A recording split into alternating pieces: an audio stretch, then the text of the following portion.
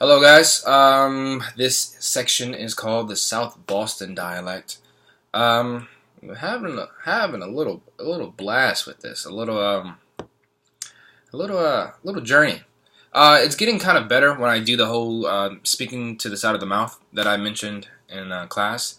Like, seems to be like maybe not the only way that I can get into it, but just more of like a very good startup. I don't know. So what I'm gonna do is I'm gonna do the monologue that we have in the book, and I'm gonna say ahead of time. This, this, it's kind of hard to do this section in particular, mainly for the fact that the Paul Meyer CD doesn't really make me feel that comfortable in like trying to perform this thing, especially since we like pretty much skipped it in class. So like it was just like I'm not getting the sound. Like I'm getting part of the sound from him a little bit, but as far as like trying to like imitate that and then play with it at the same time, I feel like I'll get so far away from the dialect. So I'm trying to listen to some more Good Will Hunting, some Departed maybe, listen to some Ben Affleck, Matt Damon, and all that jazz. Thank you, Erica, for giving us that help. So do the monologue, say how I felt or what I felt that was wrong or whatever and stuff. Yeah. All right. Yeah. Don't open your mouth too much. All right. Fine. Of course, that's your contention. You're a first-year grad student. You just finished some Marxian historian Pete Garrison, probably, and so naturally that's what you believe into next month when you get to James Lemon, and get convinced that Virginia and Pennsylvania were strongly entrepreneurial and capitalist back in 1740. That'll last until sometime in your second year. Then you'll be here regurgitating Gordon Wood about the pre-revolutionary utopia and capital forming effects of military mobilization. Wood drastically underestimates the impact of social distinctions predicted upon wealth, especially inherited wealth. You got that from work in Essex County, page 421, right? Right. Do you have any thoughts of your own, or the subject, do you have any thoughts of your own on the subject, or were you just going to plagiarize the whole book for me? Look, don't try to pass yourself off as some kind of an intellect at the expense of my friend just to impress these guys. The sad thing is, in about 50 years, you might start doing some thinking on your own by then. And by then, you'll realize you dropped $150,000 on an education you could have picked up for $1.50 in late charges at the public library.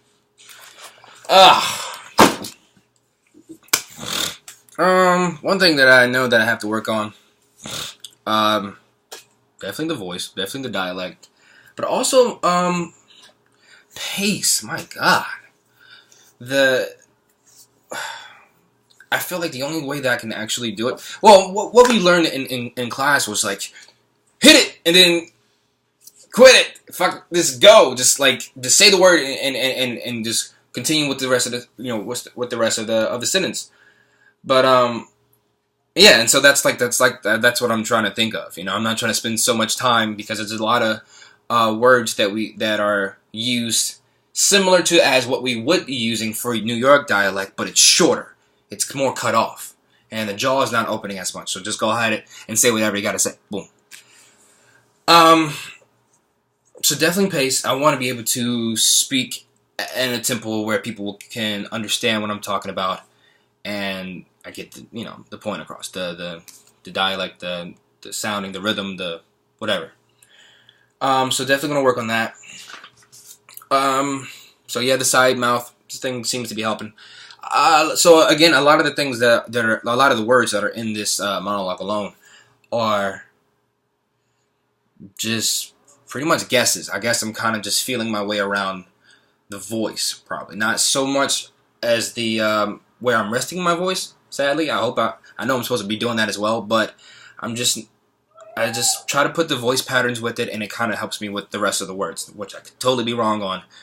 But then again, we have no CD. So homework, study, do um, some more observations on movies or actors and actresses that are actually from that area, or good actors like Erica showed us earlier that really did their homework with this kind of dialect. I don't think that I'm at a rough start. Well, everything is a rough start, but I don't think that I'm in a bad position like as like the other dialects that we've been doing and haven't yet to do. So like I think I'm at a good start.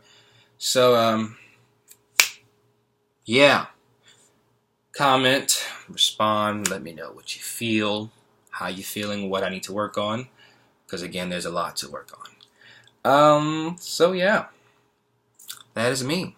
Have a great day.